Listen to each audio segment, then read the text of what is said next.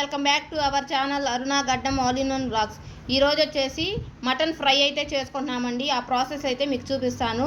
దీనికోసం మటన్ అయితే కేజీ తీసుకున్నామండి.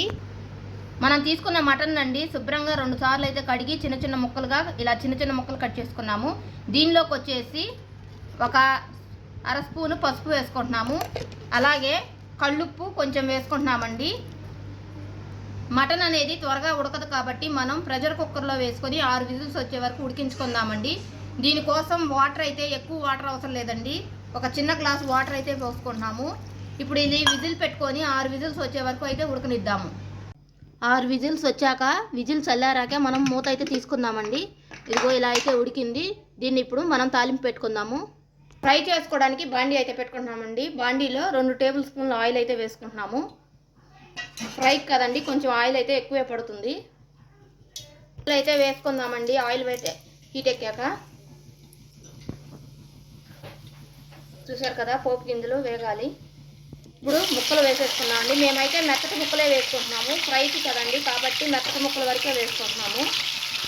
ఇప్పుడైతే మొత్తం మటన్ వేసుకొని దీన్ని ఒకసారి మొత్తం కలుపుకుందామండి. ఓన్లీ మెత్తటి ముక్కల వరకే మేము ఫ్రై చేసుకుంటున్నాము. ఎముకలు వాటితో మాత్రం గ్రేవీగా చేసుకుందామని అవి పక్కన పెట్టేసామండి. ఇందులో ఒక స్పూన్ పసుపు అయితే వేసుకుంటున్నామండి.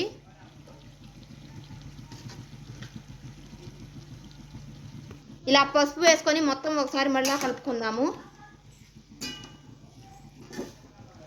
ఇలా మధ్య మధ్యలో కలుపుకుంటూ ఉండాలండి, అడుగంటకుండా.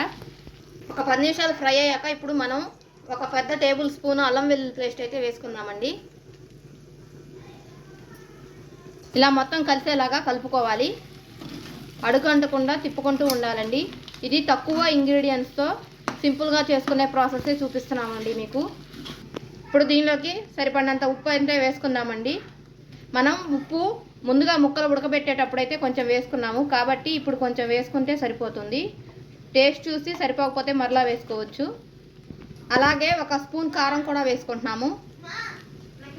ఇలా కారం కూడా వేసుకొని మీ కారానికి తగ్గట్టు వేసుకోండి. మేమైతే 1 స్పూనున్నర కారం వేసుకున్నాము.